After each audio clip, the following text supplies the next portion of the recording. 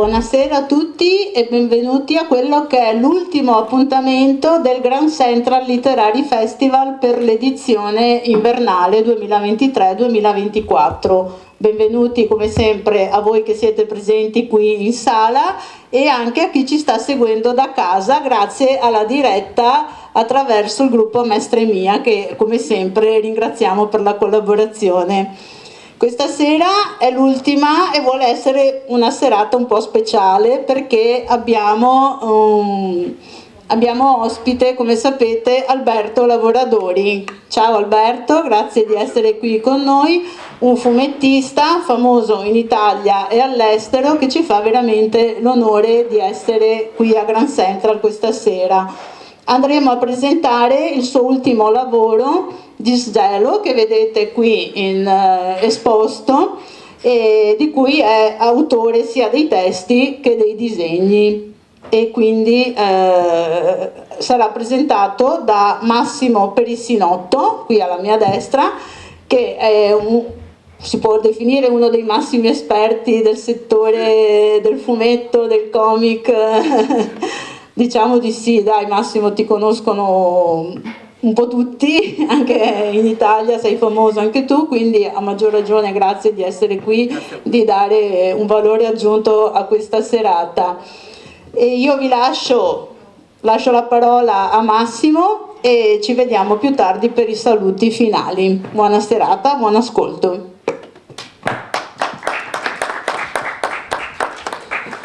Dunque, allora, per me presentare un lavoro di Alberto è una cosa davvero speciale, perché conosco Alberto da 40 anni, forse anche un po' di più.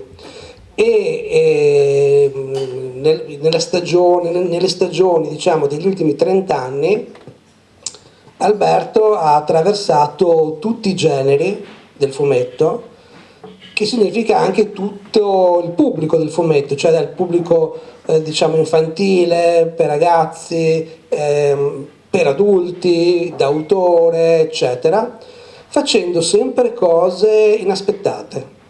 Cioè lui ha sempre percorso strade le più impervie che trovava, lui le percorreva, con dei progetti sempre nuovi, sempre innovativi.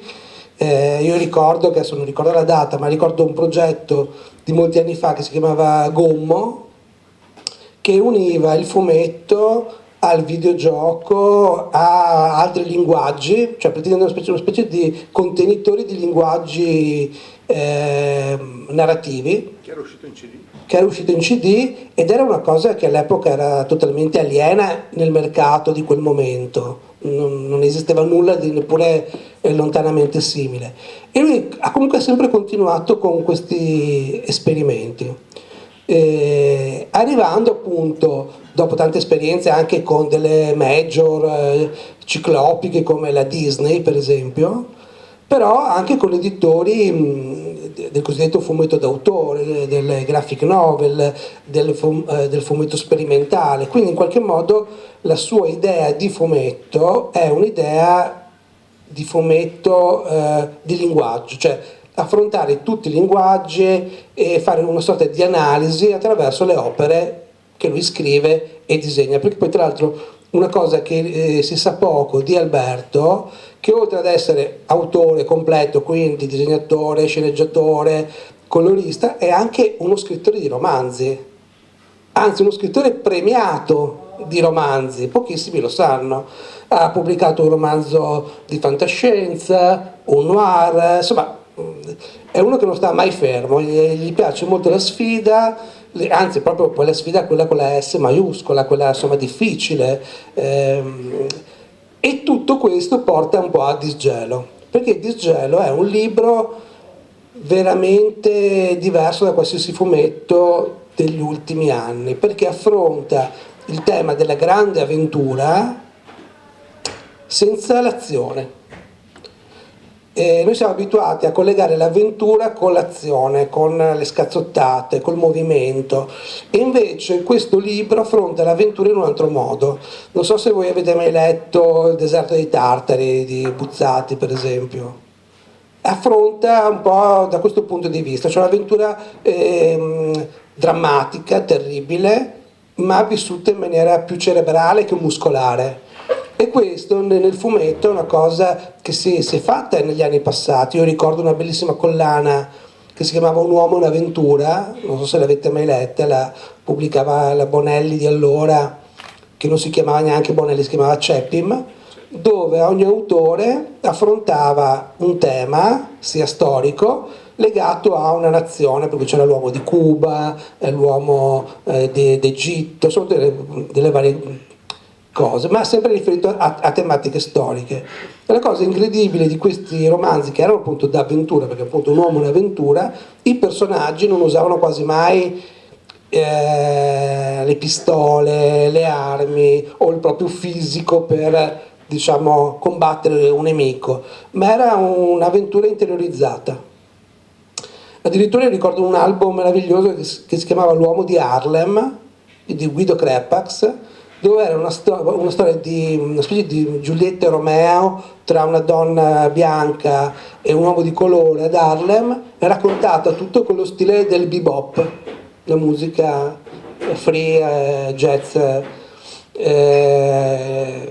degli afroamericani, e quindi era anche quel tipo di contenitore era un contenitore di sperimentazione del linguaggio. Infatti c'erano tutti i più grandi autori del fumetto dell'epoca, alcuni già famosi e alcuni che invece lo sarebbero diventati proprio a partire da quella collana in poi.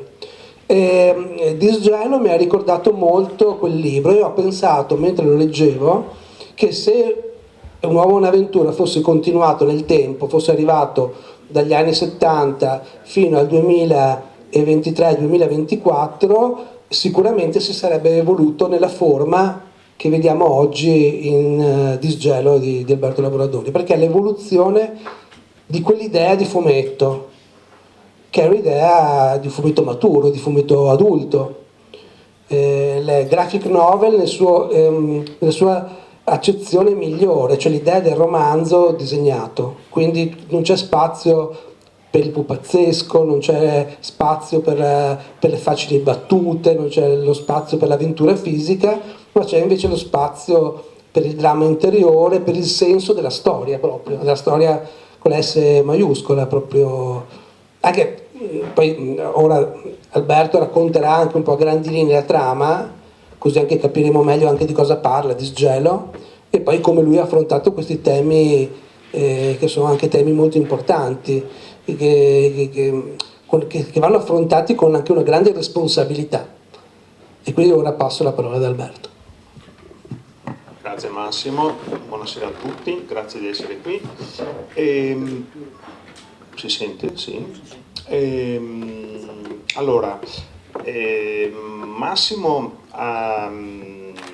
ha paragonato questo libro a una collana prestigiosissima uscita tantissimi anni fa, che mi aveva fatto innamorare del fumetto, mi aveva proprio dato una scossa proprio interna.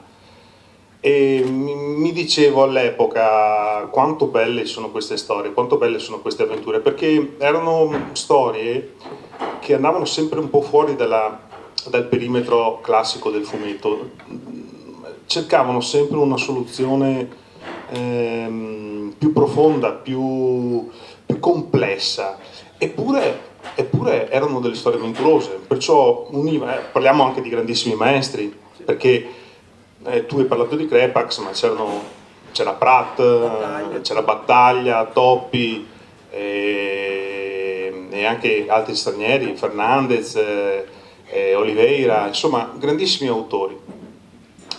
E io mi dicevo, un giorno semmai avrò la possibilità di fare qualcosa in solitario, riuscirò mai a trovare, perché si dà sempre per scontato che gli editori sono là che ti chiedono delle cose del genere. No, non va così, non funziona così, si svolge diversamente l'approccio.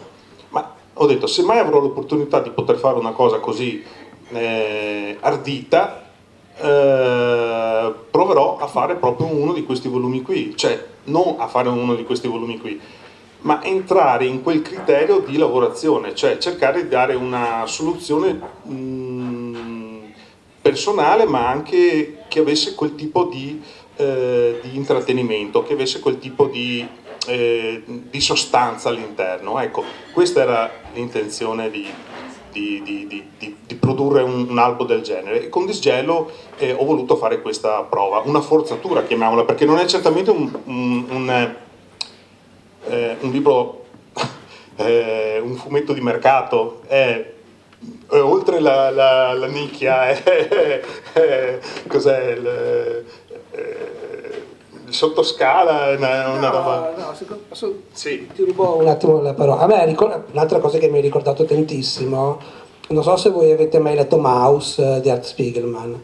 Mouse in America venne pubblicato su una rivista grande più o meno come Disgelo, che si chiamava Rove, che era praticamente il territorio adatto, perfetto, per questo tipo di fumetto, che per un periodo, sia in Italia che all'estero, ha funzionato tantissimo. Cioè, per esempio, ho saputo da poco che Mouse, nelle varie edizioni uscite in Italia, ha venduto 2 milioni di copie. 2 milioni di copie, cioè voglio dire, è come un disco d'oro di Vasco Rossi, per capirci. E quello che non mi ha convinto in come il fumetto si è evoluto negli ultimi anni è che proprio ha perso questa caratteristica di raccontare le storie in questo modo, cioè ha preferito seguire, non so, forse dei canoni più commerciali, televisivi, più veloci. E questo mi dispiace, perché io sono convinto che ci sia ancora tantissimo spazio per raccontare storie come queste, con questo tipo di approccio e anche di considerazione del pubblico, perché per fare un libro così bisogna avere una grande considerazione dei lettori. Sì. Credo che questo sia poi la parte anche più soddisfacente per un autore, perché rivolgersi poi alla massa è molto più semplice, molto più facile, magari ti fa diventare tra virgolette più ricco, però non ti dà altre emozioni, ecco. Sì, esatto, sono d'accordo anch'io. Rispetto per il lettore, secondo me deve essere massimo, invece trovo alle volte che c'è un po' di disattenzione nei confronti del lettore. Però al di là di questo, quello che mi premeva dire era, tornando un po' alla domanda iniziale che avevi fatto tu, come si arriva a un prodotto del genere? Io ho sintetizzato degli altri stimoli che ho ricevuto anch'io. Anch'io ho mosso il discorso di questo libro partendo da dei punti cardine. In pratica è composto da 3 parti, naturalmente poi io le ho rielaborate, e sono partito ispirato da un vecchissimo film girato da Peter Weir che si chiamava Murphy's World, che non so se voi l'avete mai visto, ma è un film molto pregnante, un fumetto che si chiamava L'uomo del grande nord di Hugo Pratt, e dai duellanti di Conrad. Perciò, per arrivare a sintetizzare questo lavoro, ho preso un fumetto che ho amato da morire, una novella che ho amato da morire e un film che ho amato da morire. Ecco, sintetizzando queste sensazioni io ho rubato, perché non ho copiato, ma ho rubato, che è un po' un discorso diverso, i componenti giusti per poter arrivare a fare un prodotto di questo genere qui. Ecco. Devo dire la verità che io non me ne ero accorto dei furti, cioè nel senso che appunto quando uno copia ci si accorge subito, no?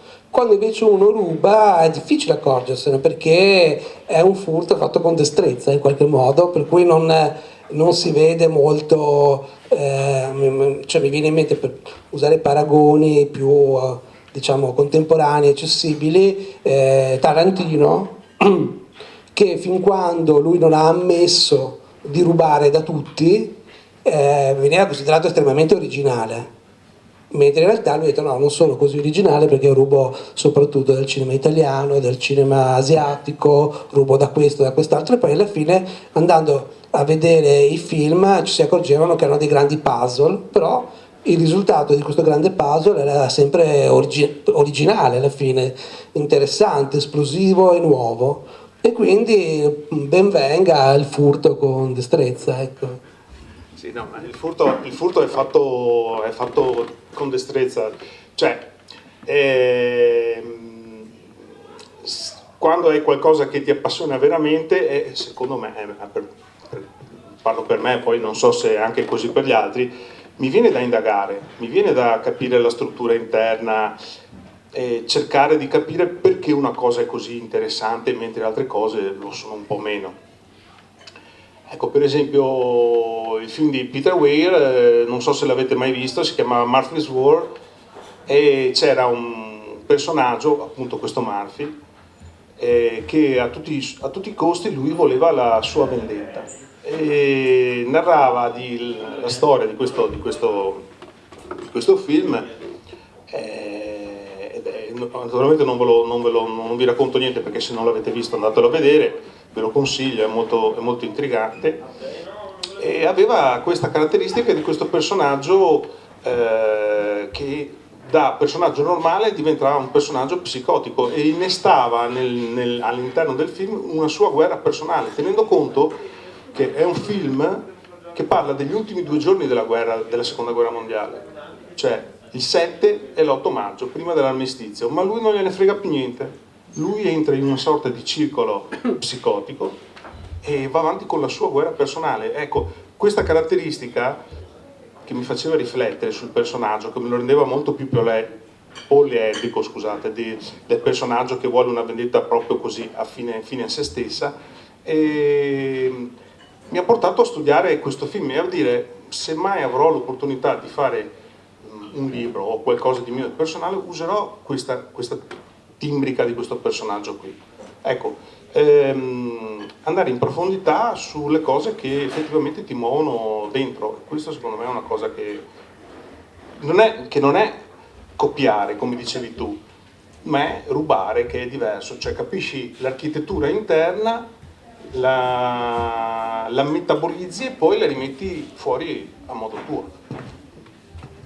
Un altro che ammetteva di rubare tra i fumettisti era Ugo Pratt. Lui proprio lo ammetteva, anzi addirittura diceva anche ai suoi colleghi che dovevano rubare di più.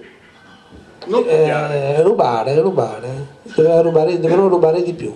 Sì, in un certo senso è una formula, cioè nel senso che se noi raccontiamo una storia che poi appartiene a un universo che non è il nostro, un universo quotidiano, dobbiamo riferirci a qualcosa che ci interessa, no? E per approfondirlo e anche per dare la nostra versione di quell'idea. E a questo proposito io ti voglio invece chiedere, proprio da un punto di vista squisitamente tecnico, la scelta di sia del disegno, che non è un disegno realistico, però non è neanche un disegno comico. Cioè il fumetto purtroppo ha sempre avuto una sorta di grande separazione tra il fumetto d'avventura e il fumetto umoristico. Invece la parte che viaggia nel mezzo è sempre stata anche poco indagata, diciamo. E poi un'altra cosa, che tu hai usato una colorazione estremamente materica, oserei dire calda, per invece raccontare il gelo. Sì. Beh, allora intanto mi sono detto, ma se devo fare un lavoro drammatico o comunque che ha certe componenti così un po' plumbe come storia, come riferimenti, lo posso fare in una neve bianca candida come la neve bianca candida? No, mi sono detto che forse avrei dovuto cercare un espediente diverso per creare una neve che avesse anche lei una forma recitativa, e cioè cercare una componente drammatica. Perciò ho pensato: non farò una neve chiara, bianca, la farò sporca, la farò sporcata di viola, sporcata di grigio, sporcata di grigio caldo e grigio freddo, cioè cercando di dargli quella sorta di versione anche un po' azzardata, perché ovviamente uno potrebbe dire: ma perché l'hai fatta così? Appunto per aumentarne poi la capacità espressiva. Ecco, questo mi interessava. E ho fatto così anche un po' con lo stile, perché tu dicevi che è un po' uno stile di mezzo. Ho detto, è inutile fare qualcosa che hanno già fatto altri, o non posso farlo certamente umoristico, devo trovare una chiave mia. Perciò mi sono detto, sicuramente è un azzardo, però appena il lettore entrerà dopo le prime vignette all'interno della storia, lo metabolizzerà lo stile e andrà avanti fino alla fine, perché poi lo stile è un po' ha dei punti positivi, dei punti negativi e dei punti positivi. Dipende sempre un po' tu come lo affronti, perché se lo affronti col timore che non piacerà, non andrai da nessuna parte, mentre se lo affronti pensando semplicemente di fare la tua espressione, troverai sicuramente qualcuno che lo saprà apprezzare. Una cosa che a me ha colpito, perché appunto il fumetto un po' da sempre, diciamo, ha vari riferimenti appunto tra il cinema, la letteratura e il fumetto stesso, però nel caso di Disgelo, poi non so se sia un caso o una mia, diciamo, idea, io ho trovato moltissimo teatro, perché le inquadrature, soprattutto in alcuni momenti in cui ci sono proprio delle quinte di scena, ci sono delle composizioni che praticamente hanno proprio la compostezza di una scenografia teatrale, ho pensato che sarebbe un bellissimo fumetto da portare a teatro, anche per le atmosfere che ci sono, anche per l'utilizzo così scarno ma potente degli elementi naturali.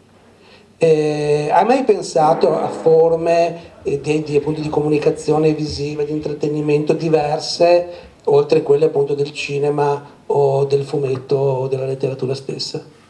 Sai che questa cosa che mi dici tu adesso mi prendi contropiede, non ci ho mai pensato. È una sfaccettatura che dai in più tu, ma io non riesco a... è qualcosa forse distante dal mio punto di vista, però lo apprezzo il fatto che... Allora, vi dico una cosa, secondo me tu lo conosci, Max Petricola, che è un regista, ha lavorato anche con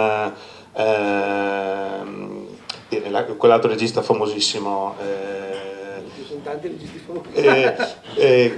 dove ha fatto l'attore del suo film, Castellari. Enzo Castellari. Enzo Castellari, sì, e Max Petricola, che è un regista anche lui, che ha comprato Disgelo, mi ha detto, sai, mi è piaciuto tantissimo, è una roba molto intima, cioè qui non c'è un discorso di gloria, di fasti, anche perché poi insomma questo evento è alla fine di una campagna militare che è stato un tracollo incredibile, sono morte migliaia di persone, però mi ha detto, eppure sei riuscito a dargli quello spessore cinematografico che non vedo in tanti fumetti, e forse adesso tu mi dici questo discorso qua e forse vuol dire che c'è un po' di attinenza, ecco. Guarda, secondo me l'idea di portare il fumetto in teatro sembra un'idea nuova, ma in realtà è un'idea vecchissima. Sì, è vero. Perché il fumetto agli inizi del secolo, inizio del Novecento, prima della Seconda Guerra Mondiale, veniva spessissimo portato a teatro.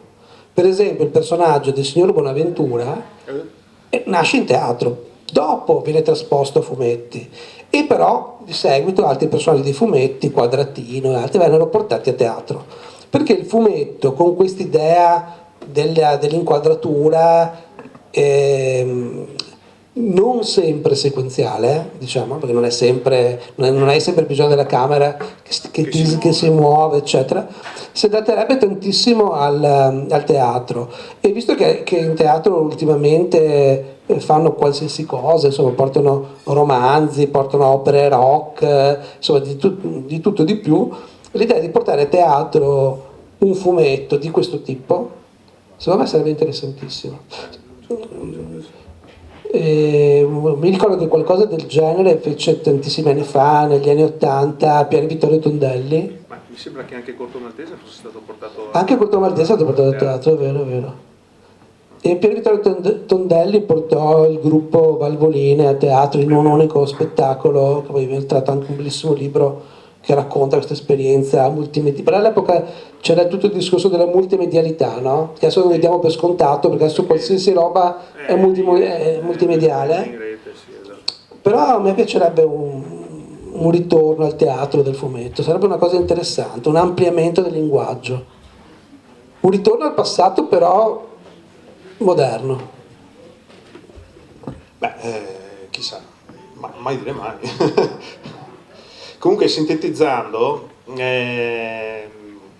vi dico un secondo anche il contenuto del libro. In pratica,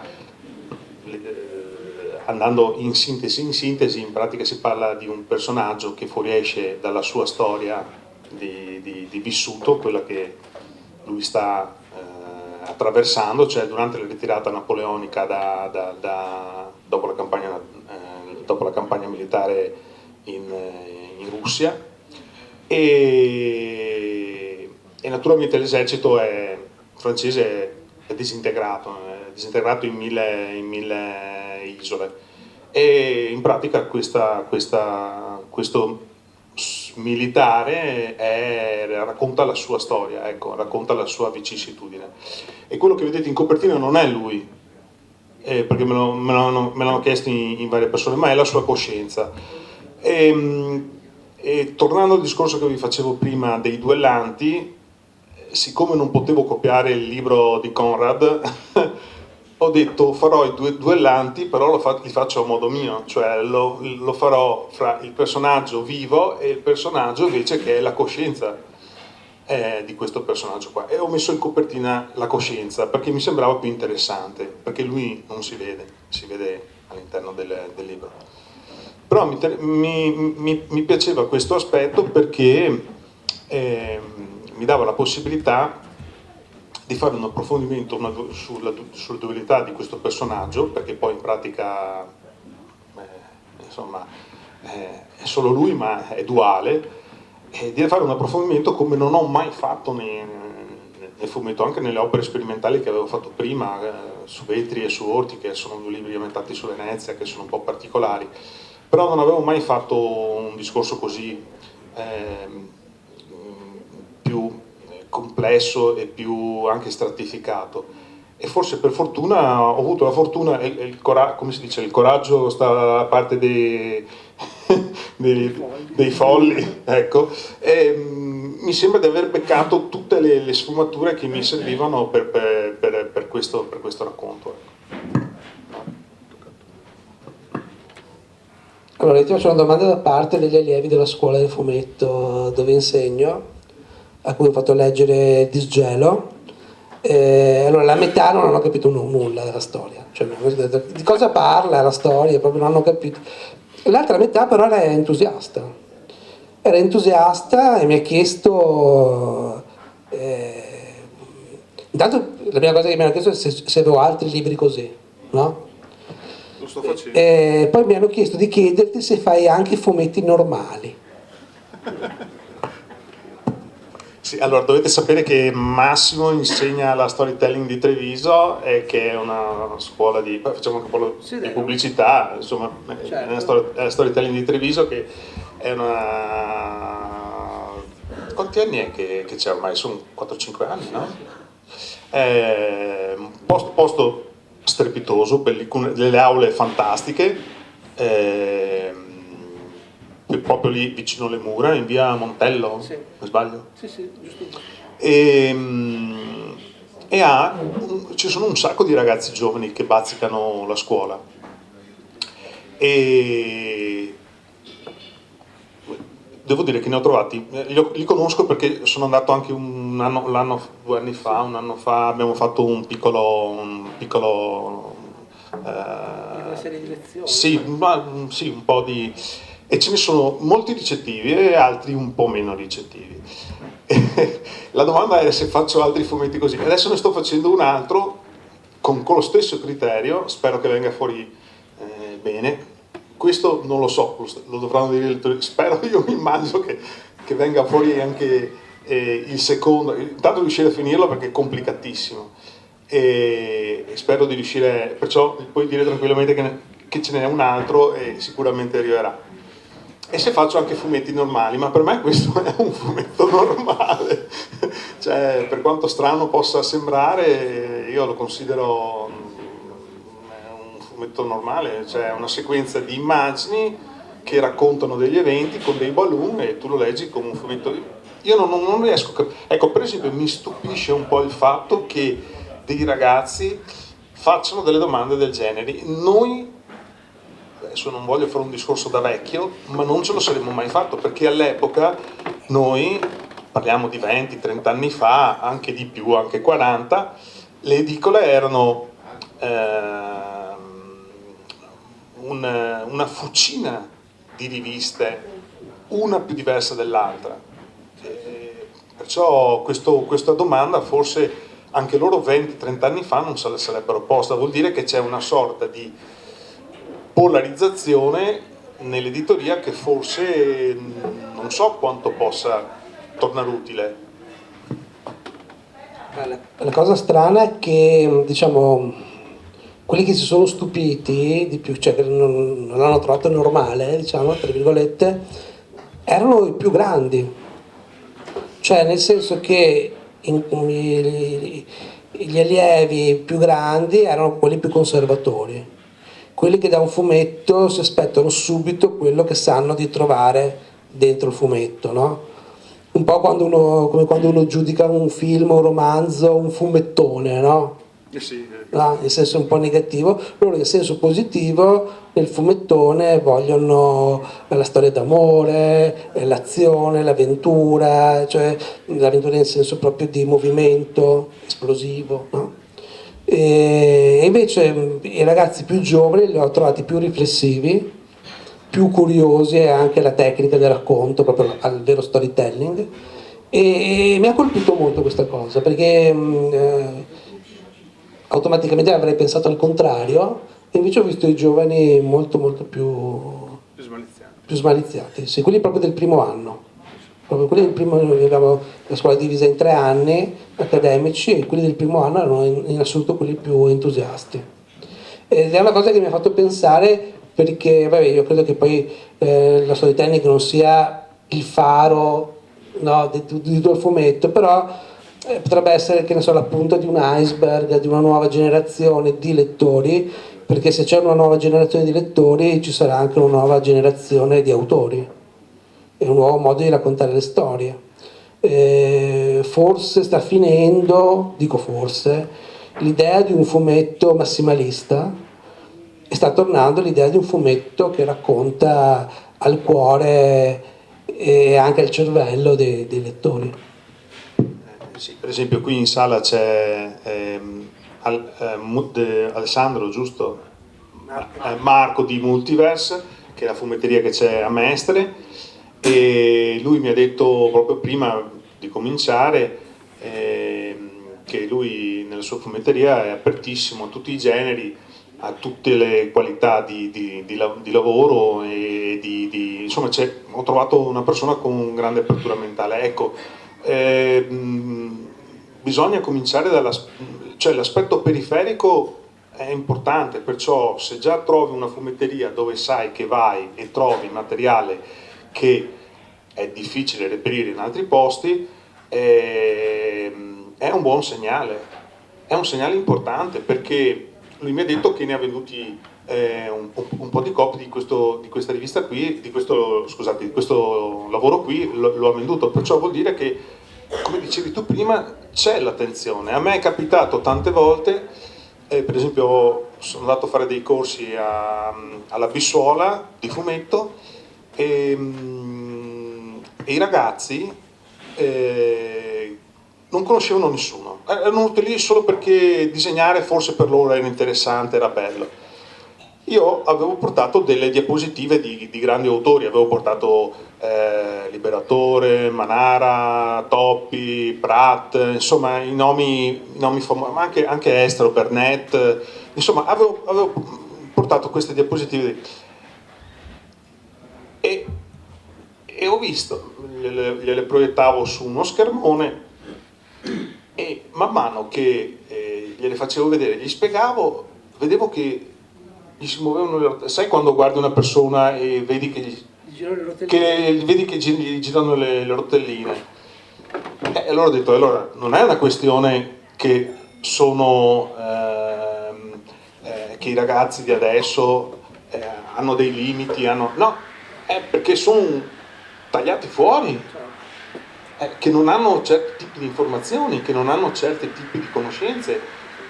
Se non è un punto vendita, chi lo deve fare? Sì, va bene, l'autore lo può fare perché magari può andare a presentare il lavoro a Padova, Venezia, Treviso, eccetera, eccetera, ma poi quello che conta è anche il punto vendita. Perciò ben venga Multiverse e altre fumetterie che usano questo approccio, perché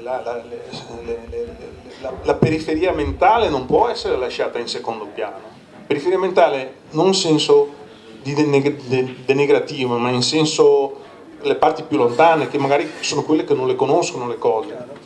Tu hai fatto sempre così con i ragazzi, tu gli stai sempre sotto a stimolarli, a fargli vedere. Adesso non voglio parlare di questo, ma parlo anche perché io ti conosco, ci conosciamo, cioè, sei sempre lì sotto a martellare sui nomi strani, sui personaggi che magari sono morti da 20 anni e non vengono recuperati, perché noi in televisione o anche al cinema c'erano le rassegne dei film che erano di Hitchcock, che era già morto da 20 anni e le facevano ancora, e adesso invece Hitchcock te lo devi andare a cercare come fosse una pepita in mezzo al canale, in un canale del Klondike. Non può essere così. È logico che i ragazzini sono tutti tagliati fuori. Sì, io sono d'accordo. Beh, io sono anche dell'idea, perché ho sempre una visione positiva, che sì, che sta cambiando, le cose stanno cambiando, perché diciamo che forse anche un certo tipo di fumetto ha saturato l'interesse. Per esempio non è un caso che sia i film che le serie televisive sui supereroi siano dei grandissimi flop, gli ultimi, giganteschi flop, perché semplicemente, e non perché magari sono più brutti o sono più belli, ma semplicemente perché ha saturato quel tipo di interesse. E quindi le generazioni successive, che poi sono le generazioni dei manga, per esempio, no? Paradossalmente sono più aperte verso i nuovi linguaggi, perché il manga, essendo un linguaggio estremamente giovane, che spesso parla ai sentimenti dei ragazzi, anche l'aspetto drammatico, cioè hanno una leggibilità, una profondità rispetto al fumetto europeo del momento o anche americano del momento superiore, e credo che questo possa essere un'apertura verso un altro modo di raccontargli le storie, perché i ragazzi hanno bisogno di forti emozioni, hanno bisogno di essere trascinati dentro le storie, di viverle in maniera totalmente coinvolgente, e quindi cose che magari più potevano piacere a noi, che ne so, quando avevamo la loro età, negli anni '80, no? Sono talmente superate, surclassate, che a loro non fanno più nessun effetto.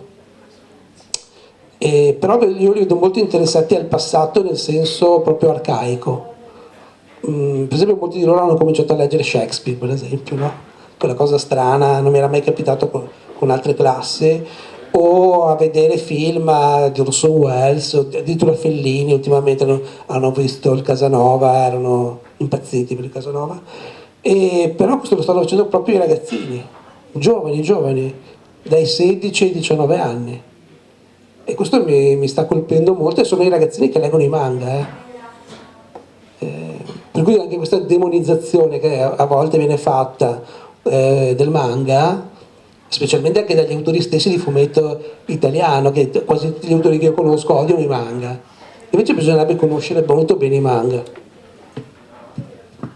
Uno dei miei personaggi preferiti in manga è Devilman. Io avevo le gigantografie a casa, ero diventato pazzo per questo personaggio, e quando uscì in Italia, cos'erano, negli anni '80, cioè io avevo già 20 anni, insomma, forse perché dipende anche dall'abitudine, perché forse magari se tu cresci con un certo tipo di materiale difficilmente puoi, però in verità se ti piace una certa forma di intrattenimento dovresti indagare il più possibile, arricchire il più possibile le tue, almeno dovrebbe essere così, dovrebbe essere naturale che uno cerca sempre più informazioni possibili a riguardo. Sono appassionato del cinema, sono appassionato dell'illustrazione o della fotografia. Per esempio io della fotografia non sapevo niente, poi ho un amico che mi ha fatto conoscere Salgado e da quando ho visto le opere di Salgado lentamente sto diventando un appassionato di fotografia. Non ne capisco niente di fotografia, però mi sto appassionando. Penso che potrebbe essere una formula interessante portare informazioni nuove, costringere i ragazzi a informazioni nuove, ma non costringere nel senso di forzatura, ma costringere mettendoglielo là senza dargli il peso, tu che non capisci niente, che guardi robe stupide, robe moderne, no, prova a vedere anche questo se ti piace, cioè cercare di usare anche delle strategie nel caso si debba usare delle strategie per avvicinare il gusto dei ragazzi, perché secondo me è fondamentale, cioè dei ragazzi senza gusto io le vedo un grosso problema. O limitato il gusto, peggio ancora. Abbiamo aperto tantissimi argomenti, no? Sono un po' perso. Tantissimi. Se qualcuno ha delle domande da fare siamo contenti, così anche magari... Se non ci sono domande è meglio. No, dico solo un'ultima cosa riguardo le nuovissime generazioni, che sono secondo me quelle che poi leggeranno i fumetti migliori nei prossimi anni. Loro hanno come si può dire, una marcia in più, anche perché vivono una società in trasformazione che quelli invece un po' più grandi non vivono e credono di subire. Perché per esempio nelle nostre classi abbiamo per esempio abbiamo avuto e abbiamo dei ragazzi che sono diventate ragazze. E anche il contrario, abbiamo avuto un coming out, si dice così, proprio in classe da parte di un ragazzo. Insomma, c'è un mondo che non è più il mondo che abbiamo vissuto noi a quell'età lì, o se c'era era talmente sommerso che non lo vedevamo. E questo invece, questa apertura verso il mondo e verso anche tra l'altro il mondo anche di altre etnie, quindi anche di altre visioni del mondo, politiche, religiose, eccetera, eccetera, porta ai ragazzi un'apertura tale che sono convinto saranno quelli che leggeranno le cose più belle in futuro, saranno i lettori di cose come Disgelo. Ma io egoisticamente dico che questo lavoro l'ho fatto perché volevo farlo, nel senso volevo leggere una storia così e volevo farla e me la sono fatta perché era un po' che mi mancava di leggere un certo tipo di input e di sensazioni. Quando lavoro sì, sono un egoista, però il discorso che hai fatto tu, che ci siano nuove elementi che possono avvicinarsi a materiali diversi, per me va benissimo, insomma, anzi ho riscontrato anche i figli di qualche mio amico che hanno preso il libro e mi hanno fatto i complimenti, poi non so se me l'hanno fatto perché sono i figli dei miei amici o perché in effetti gli è piaciuto, però suppongo che se magari non gli fosse piaciuto avrebbero potuto anche non dire niente, insomma, ecco. Comunque, al di là di questo discorso qui, sono d'accordo con te. Fate qualche domanda? Se avete qualche domanda, non c'è domanda, se avete qualche spunto, siamo qua. Sì. Come mai la scelta di questo formato? Beh, non serve. Ma andiamo in diretta, quindi è meglio col microfono. Va bene. Come mai la scelta di questo formato verticale?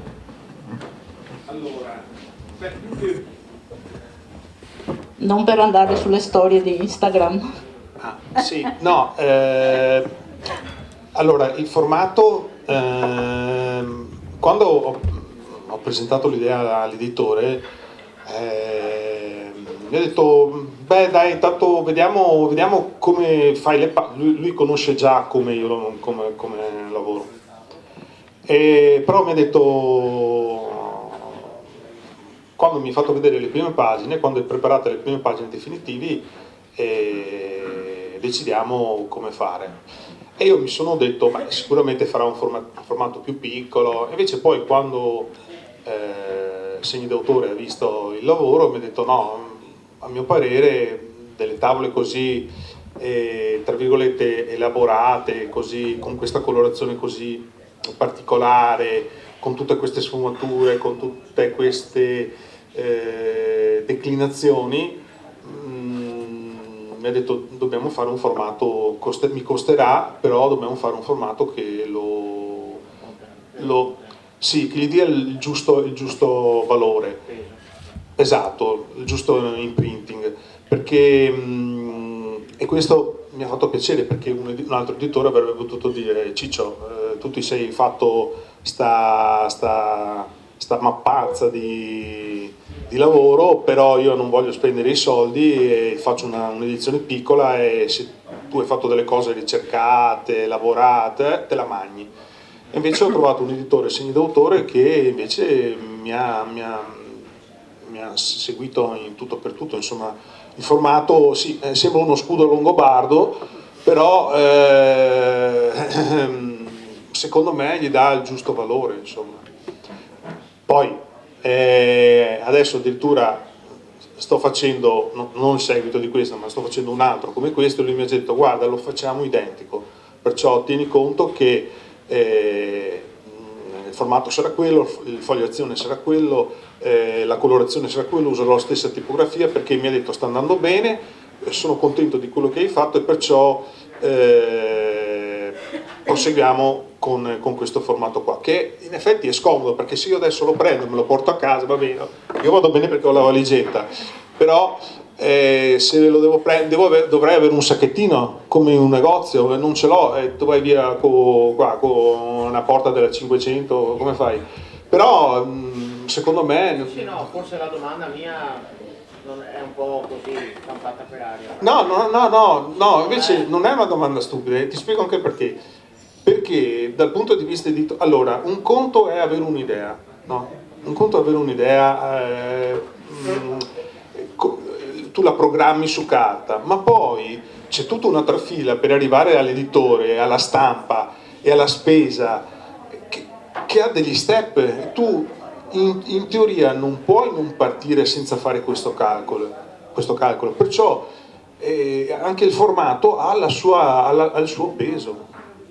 E perciò non è una domanda relativa, è una domanda secondo me importante. Tu non hai idea di come sclerano i colleghi quando fanno un lavoro imponente e viene stampato male, su un formato piccolo, su carta sbagliata, che non è secondario, perché la carta è importantissima, è come se tu bevessi uno spritz su un bicchiere sporco, tu lo berresti? Ma infatti è la scelta che ho fatto col mio. Vedi, cioè, è una spesa che però non tutti cioè non tutti gli autori sanno che c'è questo discorso qua che non è semplice, è articolatissimo. Grazie.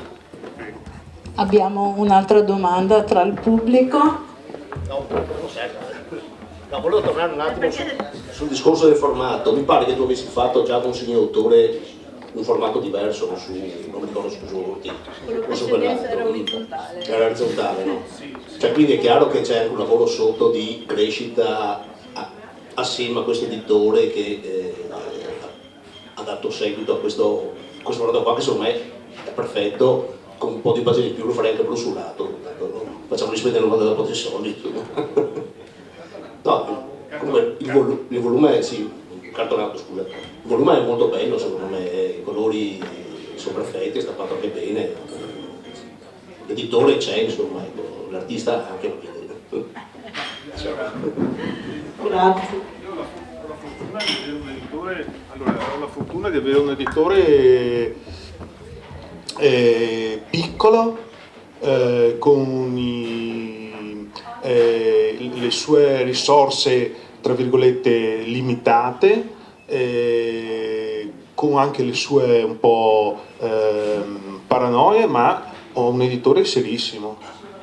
È un editore che mi rendo conto, a parte il fatto che adesso ormai non è più il mio editore, ma siamo diventati amici, non mi ha mai, sono 4 anni che ormai lo frequento, non mi ha mai detto un no, e so che lui invece di no ne spara tanti. È anche una questione forse di fortuna, perché probabilmente gli sarò forse simpatico, o quello che faccio magari gli piace. Però la forma editoriale è importante, l'attenzione editoriale è importante. Scusate l'esempio stupido di prima, su un bicchiere sporco non avrei tanta voglia di bere. Magari se so a casa di mia nonna, per non offendere mia nonna, gli dico nonna, il gotto è sporco.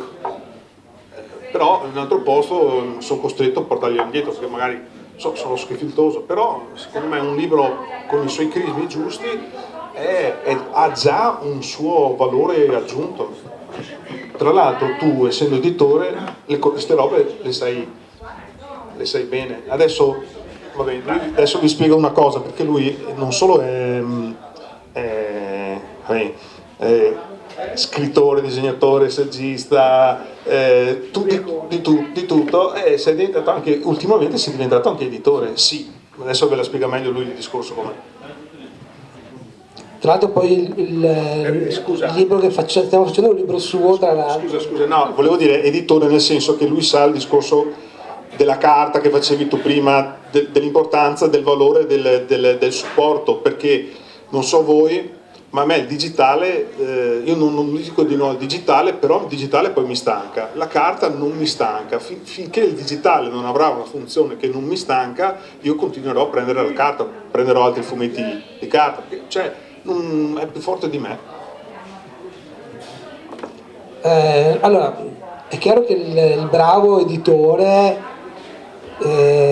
lavora di concerto con l'autore, cioè pensa al risultato finale, pensa alla qualità finale del libro, e quindi secondo me l'editore bravo è quello che cura tutti gli aspetti e anche quello che si prende anche i rischi. Perché io quando ho visto il disgelo la prima cosa che ho pensato è cavoli, non ho la libreria così grande, dove lo metto, dove lo infilo? Per me era un problema, però in realtà ho capito che poi era un finto problema, perché il libro doveva essere così.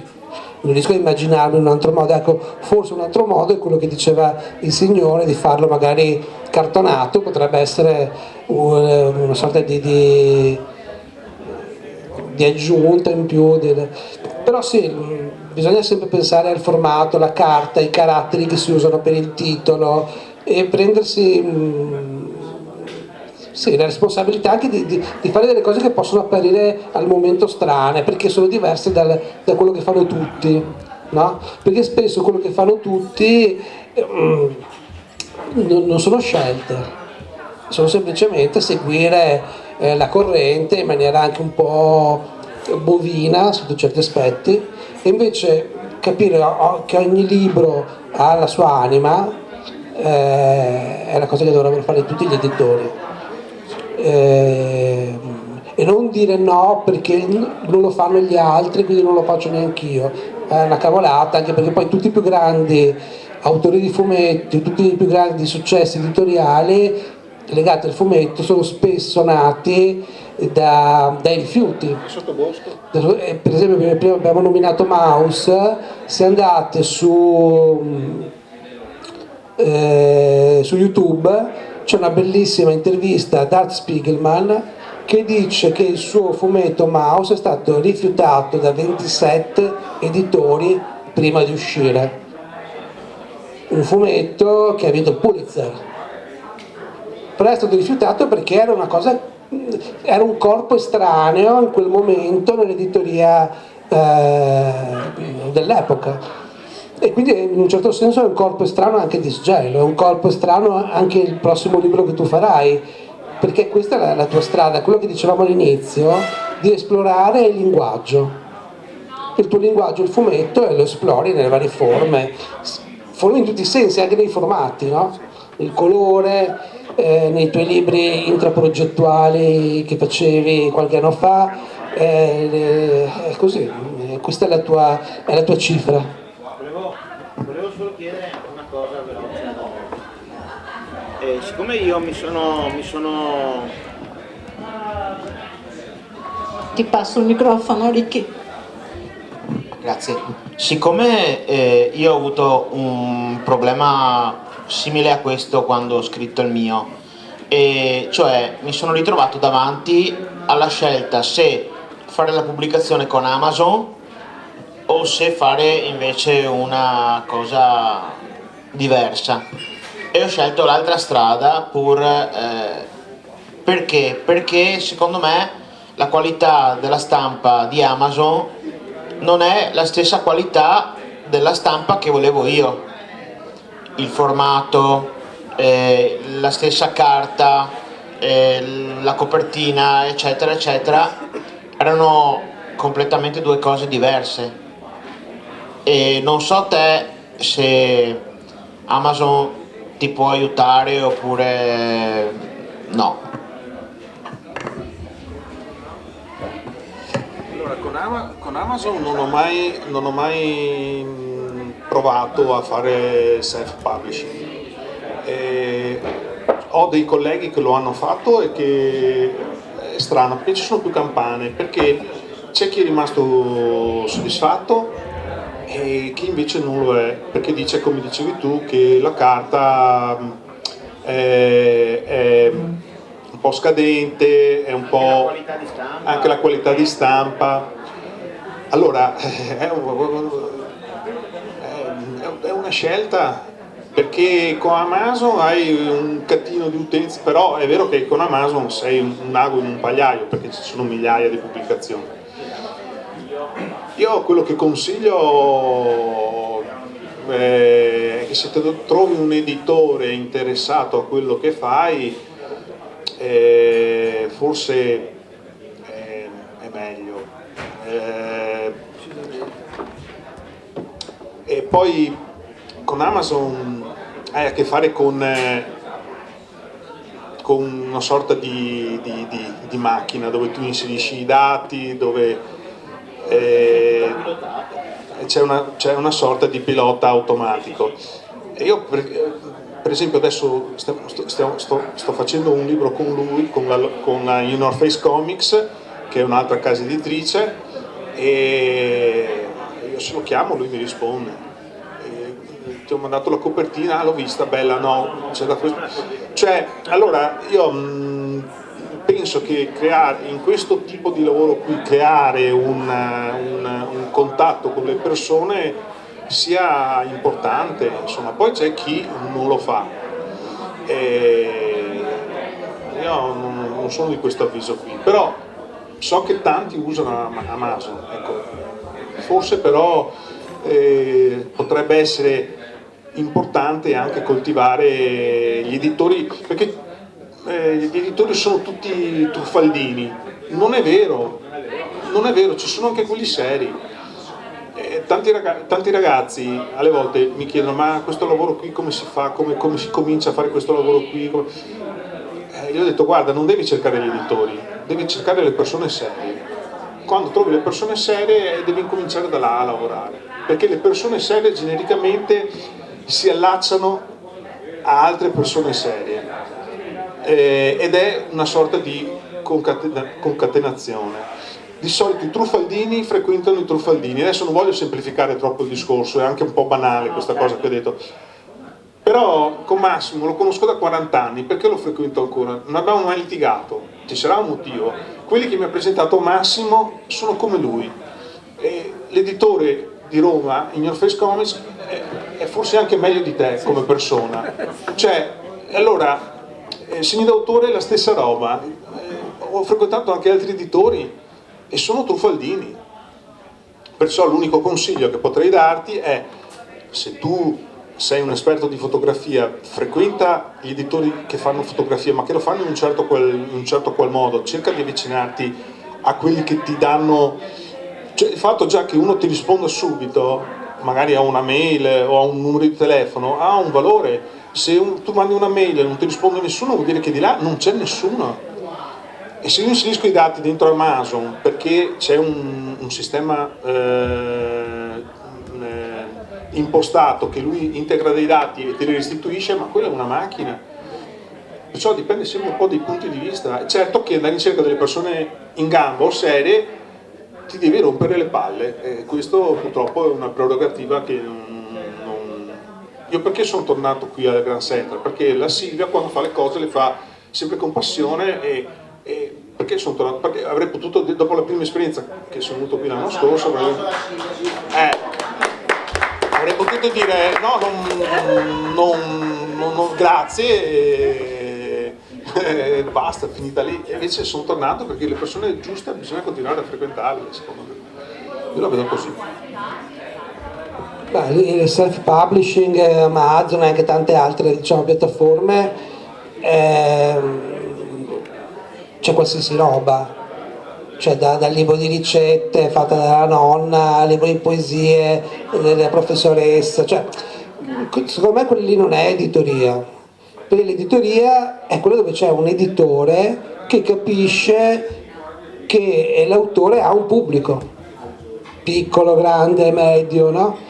E quindi ti garantisce l'esistenza in un mondo più professionale.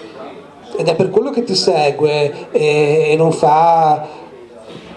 ti stampa male, ecco, mentre Amazon appunto ha una qualità molto bassa, anche la resa finale dei libri, io ne ho visti alcuni, sono davvero scadenti, non sono libri che potrebbero andare in libreria, ecco, per capirci, possono accontentare, non so, la famiglia dello scrittore che lo regala alla zia, alla fidanzata, al fratello, mentre un editore serio, che secondo me, come dice Alberto, è indispensabile, perché altrimenti non ci puoi lavorare con un editore che non è serio, è la strada giusta per pubblicare qualsiasi roba, sia dal fumetto che dal romanzo che dal saggio, eccetera, perché l'editore c'è, ti segue e soprattutto ti crea un pubblico, perché è interesse anche dell'editore che tu ce l'abbia il pubblico, se no non guadagna l'editore, quindi vedete, tutte queste cose qui con il self-publishing non esistono, quindi per me non è neanche editoria, non la prendo neanche in considerazione come possibilità, anche perché vedo che poi funziona solo quando l'autore per esempio è già famoso. Ad esempio ho un amico che ha fatto dei libri in passato per la Nord, per la Lunganesi, che adesso ha deciso di fare self-publishing, però lui è già famoso, ha già, diciamo, uno zoccolo duro che lo segue, quindi non ha neanche bisogno. No, è Andrea D'Angelo, e lui è contentissimo perché dice che vende di più così, che però è un po' una roba alla Vannacci, non so, di là del libro in sé, però cioè, per me quella lì non è editoria, ecco. Perché bisogna, allora c'è un rischio di impresa dell'editore che deve essere secondo me uguale al rischio di impresa dell'autore, e questo significa fare il lavoro dell'editoria. Ma vabbè, questa mi sembra una cosa abbastanza chiara. L'editore ha una sua funzione e l'autore ne ha un'altra, però se l'editore è un tuo amico e riesce a instaurare un rapporto profondo, sicuramente è un grandissimo vantaggio per te. Basta?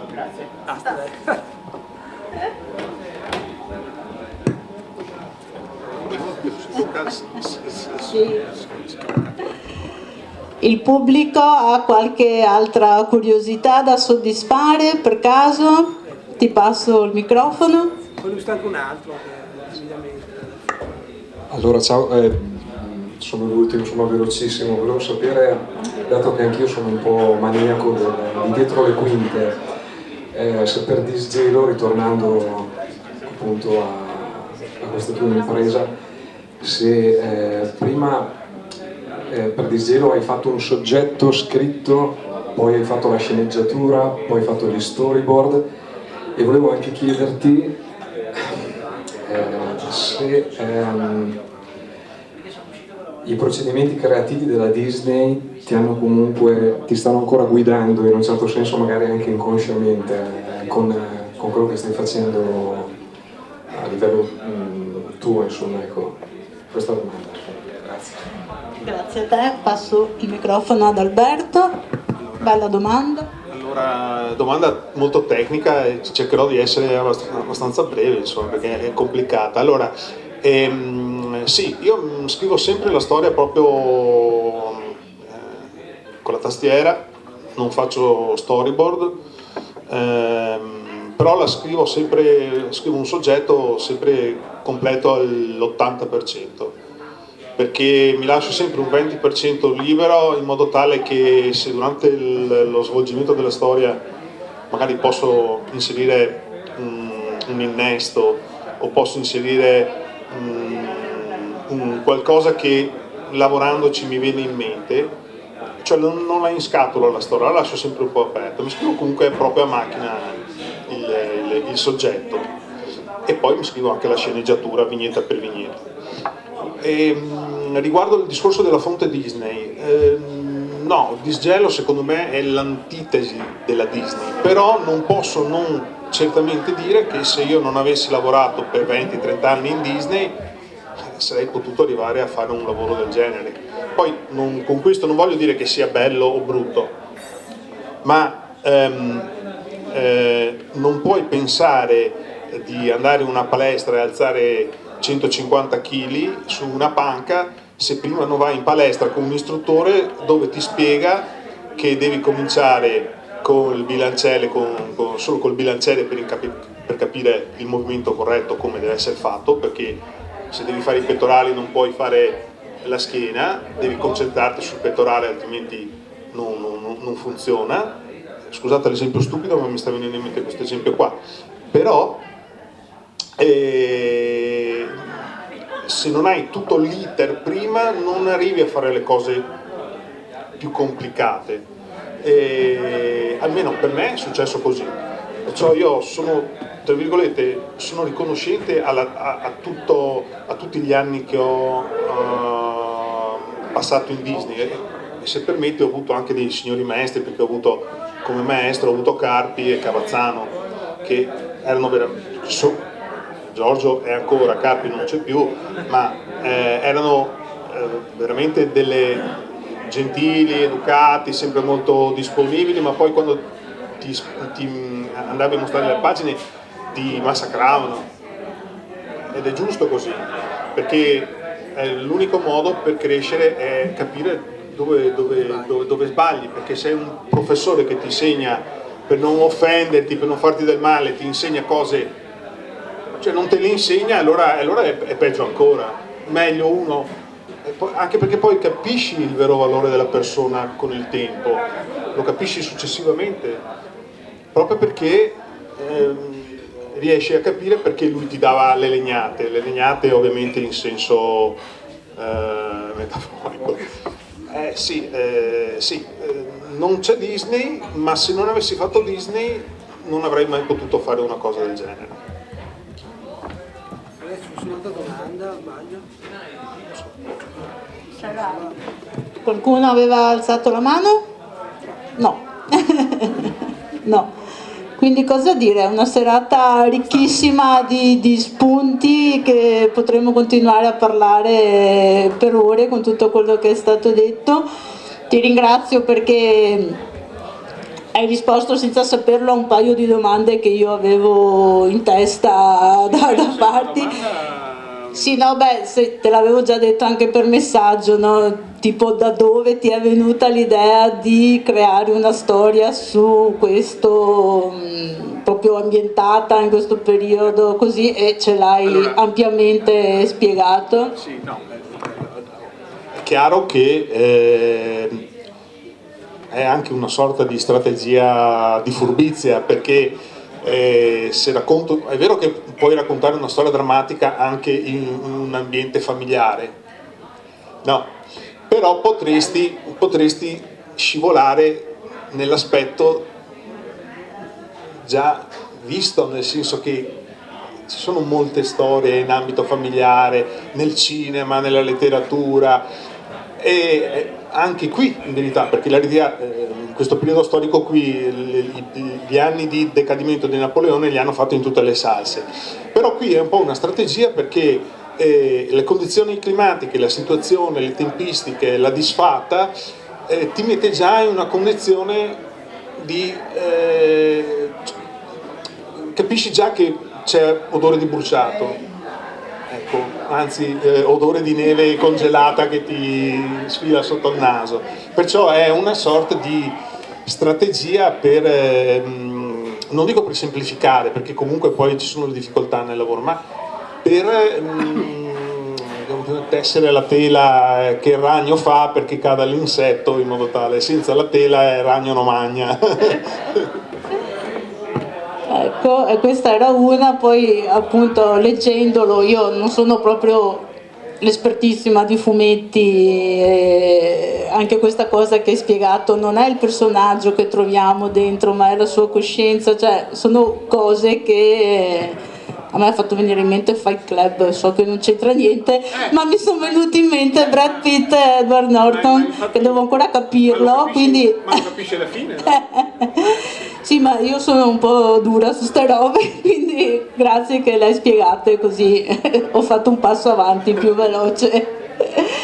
Quindi cosa dire, vi ringrazio di cuore di essere stati qui con noi stasera, ringrazio il pubblico presente in sala, ringrazio chi ci sta seguendo in diretta, ringrazio tutti gli autori che hanno partecipato al festival fino adesso, tutti i moderatori, professionisti, amici, colleghi, tutte le persone che sono venute a dare il proprio contributo a questo festival, il Grand Central che ovviamente lo sostiene, lo ospita, lo promuove e lo fa con regolarità e con continuità, così come non credo si sia mai visto in un locale qui di Mestre, quindi come dire, onore a Giovanni, a mal di gola stasera, non vuole più di tanto parlare, parlo io a nome suo ringraziandoli del sostegno che ci date, e in anteprima a questo punto vi dico già, non lo sa neanche Giovanni che è quello che ma non importa, adesso non mi sente, non mi sta guardando. Il 22 maggio ripartiremo con l'edizione estiva, e in anteprima, per voi che siete qui e per quel migliaio di persone che ci sta sicuramente seguendo da casa, vi mostro il primo libro che presenteremo, che è anche questo un libro illustrato per bambini, La bussola degli elfi, prove di coraggio per salvare la natura, di Anna Simonato. Questo libro, se lo cercate su Google, troverete milioni di recensioni, perché sta andando alla grandissima, sarà unito anche a delle attività di laboratorio per bambini, cioè sarà una serata specialissima, quella che darà il via alla prossima edizione estiva, che diciamo consacra anche il terzo anno di attività del festival e sarà la 7ª edizione di questo festival. Quindi che dire, grazie a tutti, buon disgelo, ci vediamo a tarda primavera, grazie a tutti, alla prossima.